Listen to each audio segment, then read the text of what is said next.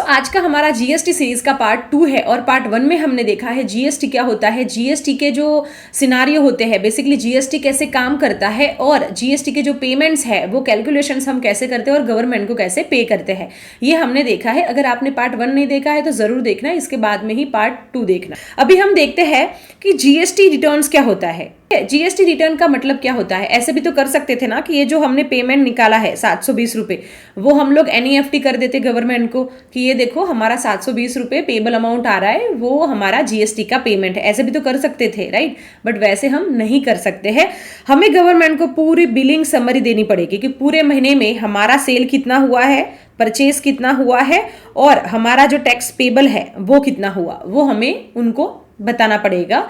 वो किसके जरिए, वो है जीएसटी रिटर्न्स के जरिए। ठीक है, तो जीएसटी रिटर्न्स का मतलब वही होता है कि पूरा जो बिलिंग डिटेल्स है वो हम लोगों को गवर्नमेंट को देना होता है। अभी यहाँ पे देखिए हमने लास्ट में क्या देखा था, जब हम सेल करते हैं तो हमारा आउटवर्ड सप्लाई जिसको हम बोलते हैं, ठीक है, आउटपुट टैक्स निकलता है। इसके बाद में हम लोग जो परचेस करते हैं तो हमारा इनवर्ड सप्लाई जो होता है जिसको हम बोलेंगे इनपुट टैक्स, और इसको हम लोग आईटीसी भी कह सकते हैं। अभी ये जो आईटीसी है ना वो इंपॉर्टेंट है। आईटीसी किसको बोलेंगे, मतलब कि इनपुट टैक्स क्रेडिट। आप सिंपल लैंग्वेज में अभी के लिए इतना समझ लीजिए, जब हम परचेस करते हैं ना तो हमारा टैक्स जो है वो हम पे करते हैं जीएसटी के साथ में, राइट। उसको ही हम लोग इनपुट टैक्स क्रेडिट बोलेंगे। अभी के लिए आप इतना समझ लीजिए। अभी इसके बाद में हमारा जो टैक्स पेबल अमाउंट बनता है आफ्टर आईटीसी, आईटीसी का मतलब परचेस किया है वो, ये वाला अमाउंट 720 रुपए जो हमें पेमेंट करना होता है। तो ये पूरी डिटेल्स हमें देनी होती है। इसके बाद में गवर्नमेंट को बताना पड़ता है कि 720 रुपए हमें पे करने हैं। अच्छा, मुझे आपको एक चीज और बतानी है। जैसे कि यहाँ पे देखिए हमने जो सेल किया था वो 24,000 का किया था और परचेस हमने 20,000 का किया था। ठीक है, इसकी वजह से 720 रुपए हमें पेमेंट जो करना है वो आ रहा है।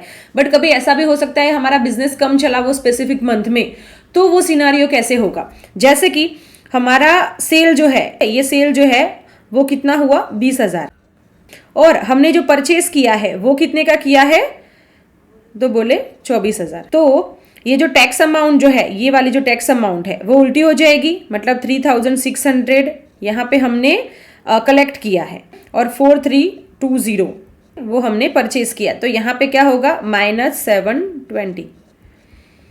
मतलब हमने गवर्नमेंट को, ऐसे हम समझते हैं कि हमने गवर्नमेंट को ऑलरेडी जो टैक्स है वो पे कर दिया है, हमने ये पार्टी को पे किया है, राइट। ये जो परचेज जब हमने किया था तब हमने पे कर दिया है।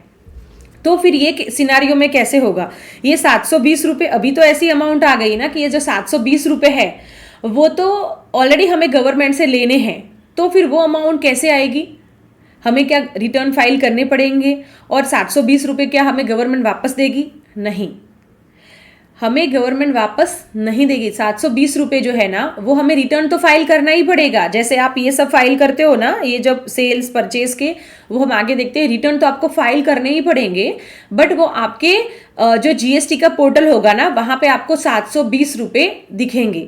जब भी आप नेक्स्ट मंथ का कोई पेमेंट आपका बनता होगा तब आप करेंगे तो वहां से एडजस्ट होगा। तो ये ना इंटरव्यू में बहुत जगह पे पूछा भी जाता है कि क्या आपका जो जीएसटी पेबल अमाउंट बन रहा है तो आप पे करेंगे, बट अगर रिसीवेबल होगा तो कैसे होगा। तो रिसीवेबल जो होगा वो हमें गवर्नमेंट से नहीं मिलते हैं, वो हम नेक्स्ट मंथ में यूटिलाइज कर सकते हैं। ठीक है, अकाउंटेंट के वर्क को आसान करने के लिए हमने कुछ एक्सेल के टेम्पलेट्स बनाए हुए हैं, जैसे कि salary management, vendor management, payable, receivable. साथ ही अगर आपको कोई रिपोर्ट्स जनरेट करने हैं विद डैशबोर्ड तो भी आप कर सकते हो। बेसिकली आपको बेसिक इंफॉर्मेशन ऐड करना है, ऑटोमेटिक रिपोर्ट्स जनरेट हो जाएंगे विद डैशबोर्ड। यहाँ पे आप स्क्रीन पे देख सकते हो। ऐसे बहुत सारे टेम्पलेट्स हमने बनाए हुए हैं, जैसे कि प्रॉफिट एंड लॉस हो गया, बैलेंस शीट, ट्रायल बैलेंस, ये सब कुछ हमने बनाया हुआ है। अगर आपको इंडिविजुअल डाउनलोड करना है तो भी कर सकते हो, और आप हमारा बंडल एक्सेल प्रीमियम टूल भी डाउनलोड कर सकते हो। इसमें हमने ये सभी जो टेम्पलेट्स है, ठीक है, आपको इंडिविजुअल दिख रहे हैं, ये यहाँ पे आपको मिलेंगे और कुछ बोनसेस भी हमने दिए हुए हैं। डेफिनेटली ये वेबसाइट को विजिट करना, आपका काम डेफिनेटली आसान होगा। लिंक आपको डिस्क्रिप्शन से मिल जाएगा। अभी हमारे पास पूरी डिटेल्स है, हमने कैलकुलेशंस कर लिए, बट हमें गवर्नमेंट को वो जो रिटर्न्स है, जो फॉर्म है, वो भी तो सबमिट करने पड़ेंगे। तो कौन से फॉर्म के जरिए कौन सी डिटेल्स जो है वो हम देंगे, वो भी बहुत जरूरी है। ठीक है, तो यहाँ पे आप स्क्रीन पे देख सकते हो, सबसे पहला है GSTR1। तो ये जो सेल्स कैलकुलेट किया है ना हमने, वो हम कौन से फॉर्म के जरिए गवर्नमेंट को देंगे, वो है GSTR1। ये चीज़ आपको याद रखनी है। ये जो फॉर्म बेसिकली बोलते हैं, रिटर्न हम बोल सकते हैं, वो जो है वो आपको याद रखना है, बिकॉज ये इंटरव्यू में भी पूछा जाता है कि GSTR1 जो है उसमें हम कौन सी डिटेल्स ऐड करते हैं, परचेज की डिटेल्स कौन से फॉर्म में होती है, बेसिकली कौन सा रिटर्न फाइल करना होता है। तो ये सब चीज़ें आपको ध्यान में रखनी है, ठीक है। तो अभी हमने जो सेल्स ये कैलकुलेट किया है, ठीक है, ये हमें GSTR1 के जरिए गवर्नमेंट को बताना है। अभी जो परचेज किया है वो भी तो बताना पड़ेगा, करेक्ट। वो हम लोग कौन से रिटर्न के जरिए करेंगे, वो है GSTR2B। और जो हमने टैक्स का जो कैलकुलेशंस किया है, जो पेमेंट समरी हमने बनाई है, वो भी तो हमें बताना पड़ेगा, वो है GSTR3B।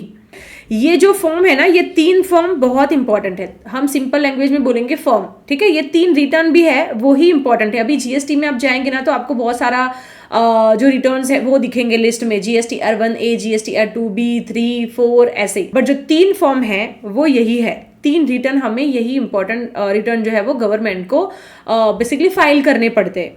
और बाकी के भी मैं आपको बताऊंगी, बट ये जो मेन है उस पर आप अभी के लिए फोकस कीजिए।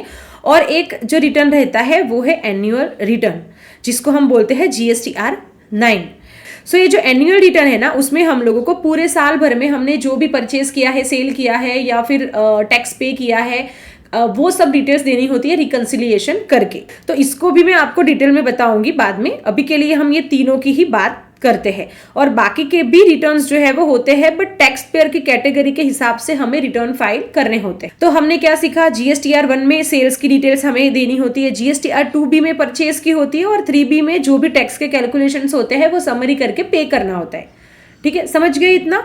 अभी हम देखते हैं कि ये अभी हमारे पास देखो समरी आ गई, हमें पता भी चल गया कि हमें कौन से रिटर्न के जरिए कौन सी डिटेल्स देनी है, बट कब करनी है वो भी तो इंपॉर्टेंट है, अदरवाइज तो पेनल्टी लगेगी। तो वो है, मैं आपको एग्जांपल देती हूँ। जैसे कि जो ये कैलकुलेशंस हमने किए हैं ना, वो ऐसा कंसीडर करते हैं कि ये हमने दिसंबर 24 के लिए किए हैं, दिसंबर 24। बेसिकली दिसंबर में हमने जितना सेल किया, जितना परचेज किया, इसका ये टैक्स अमाउंट निकाला है, ऐसा समझते हैं। तो ये जो है मतलब सेल्स का डिटेल्स हमें कब देना है, जिसके GSTR1 के जरिए हमें देना होता है, राइट। वो हमें 11 जान तक फाइल करना होता है। अभी गवर्नमेंट हमें कहती है कि आपके पास 11 दिन का टाइम है, मतलब यहाँ पे मैं लिख देती हूँ 11 जान को करना होता है, और ये हर मंथ को करना होता है। जो दिसंबर के है वो हमें 11 जान को करना है, तो हमारे पास 11 दिन है।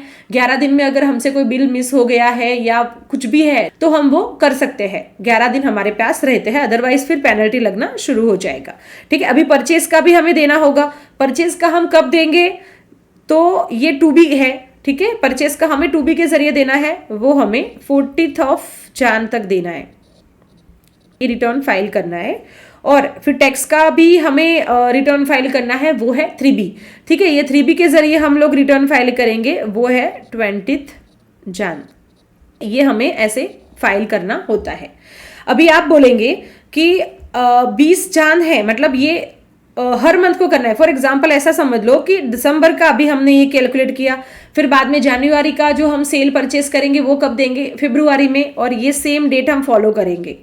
तो ये सब चीजें आपको ध्यान में रखनी है, डेट्स आपको डेफिनेटली ध्यान में रखना है। अभी मैं आपको एक गुड न्यूज देती हूँ। मैंने आपको क्या बताया कि इतने जो रिटर्न्स है वो हमें फाइल करने होंगे, बट जिसमें से ये जो 2B है ना, वो हमें रिटर्न फाइल नहीं करना होता। क्या करना होता है, नहीं करना होता है, क्योंकि ये जो 2B है ना वो ऑटो जनरेटेड स्टेटमेंट है। ये जो रिटर्न है ना वो ऑटोमेटिक जनरेट होगा। अभी आप बोलेंगे ऐसे कैसे वो जनरेट होगा ऑटोमेटिक, तो जो 2B में क्या डिटेल्स होती है मुझे बताइए, परचेज की, ठीक है। परचेज की डिटेल्स हमें 2B में दिखती है, बट हमने परचेज किया है, बट सामने वाले कोई भी तो पार्टी होगी जिसने सेल किया होगा। तो वो जो पर्सन है जब सेल्स का रिटर्न फाइल करेगा, GSTR1 फाइल करेगा, वो ऑटोमेटिक हम लोगों को 2B में दिखेगा। और वो कब दिखेगा, 14 तारीख को। 14 तारीख को हम लोगों को ये हमारे 2B में दिखेगा। फिर आप बोलेंगे फिर 2B का मतलब क्या है, तो 2B से हमें रिकंसाइल करना होता है कि जो भी हमने परचेज किए हैं, ठीक है, वो हम लोगों को 2B में रिफ्लेक्ट हो रहे हैं कि नहीं हो रहे हैं। कभी ऐसा भी हो सकता है कि जो हमने परचेज किया है, ठीक है, ये सामने वाली पार्टी जो है उसने, जैसे कि ये XYZ कंपनी है, ये जो XYZ कंपनी है उसने सेल किया, हमने परचेज किया, बट उसने GST का जो रिटर्न है ये 1 है, GSTR1 उसने फाइल ही नहीं किया, वो इनवॉइस हमें यहाँ पे शो नहीं होगा फिर।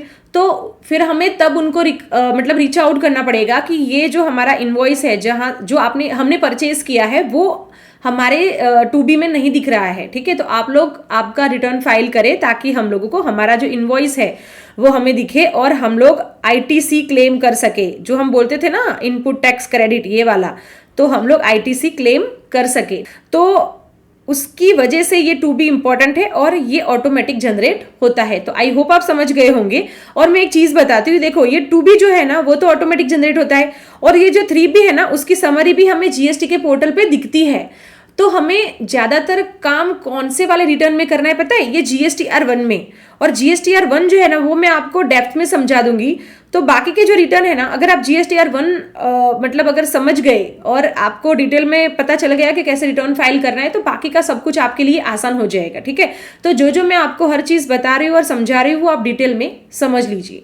अभी मुझे ना एक चीज और बतानी, जैसे मैंने आपको यहाँ पे एक चीज बताया था ये वाला, कि जो 720 रुपए है ना वो हमें गवर्नमेंट वापस नहीं करेगी, कि वो गवर्नमेंट के पोर्टल पे हमें दिखेगा। तो वो कहाँ पे दिखेगा वो भी जरूरी है, तो मैं आपको वो भी बताती हूँ कि आपको कहाँ पे दिखेगा। GST का कुछ भी काम करने के लिए हमें gst.gov.in की साइट पे आके ही सब कुछ रिटर्न्स वगैरह है वो हम फाइल कर सकते हैं।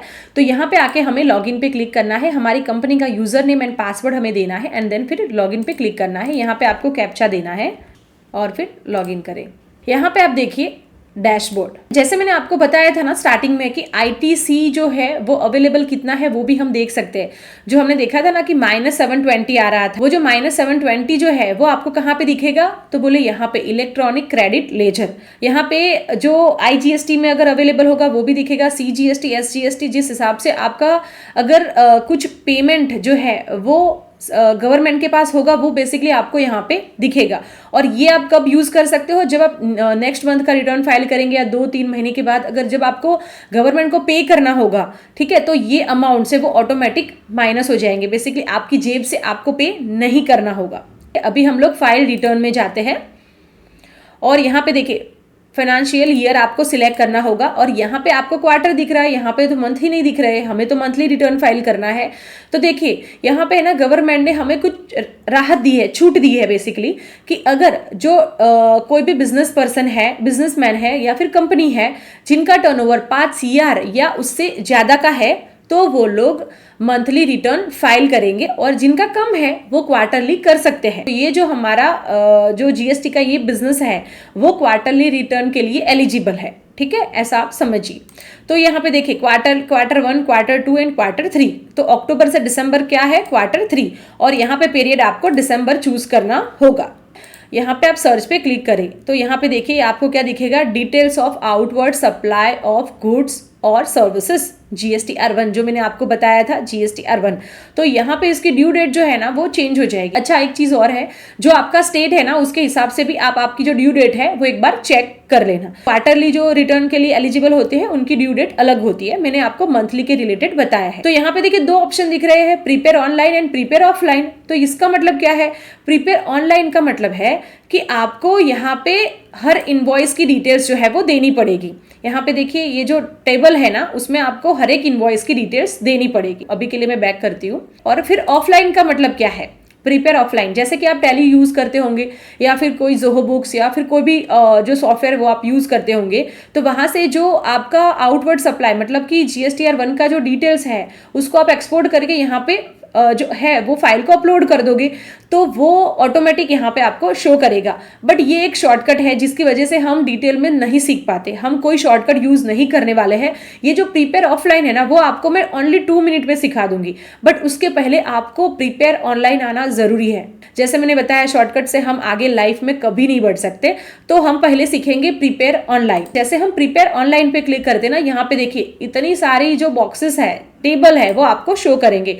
अभी आप टेंशन में आ जाओगे कि इतने सारे टेबल में हम क्या डिटेल्स ऐड करेंगे। डोंट वरी, मैं आपको हर चीज के बारे में बता दूंगी और इतना आसान करके दूंगी, तो आपको कभी भी इसके बारे में बेसिकली अगर आप कोई भी कभी भी पूछेगा ना तो आप हर टेबल के बारे में डिटेल में एक्सप्लेन कर सकोगे कि कौन सा इनवॉइस कहाँ पे आएगा और इसका मतलब क्या है।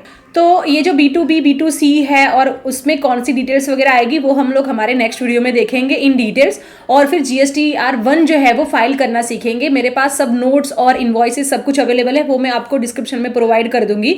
तो मिलते हैं हमारे नेक्स्ट वीडियो में और बहुत सारी चीज़ें सीखेंगे। अगर वीडियो अच्छा लगा तो लाइक ज़रूर कर देना और चैनल को सब्सक्राइब करना, और आपको ये सीरीज़ कैसी लग रही है डेफिनेटली आपके रिव्यू ज़रूर देना। मिलते हैं हमारे नेक्स्ट वीडियो में ऐसी कुछ नई अपडेट्स के साथ। तब तक सीखते रहिए, सिखाते रहिए। Happy learning. धन्यवाद।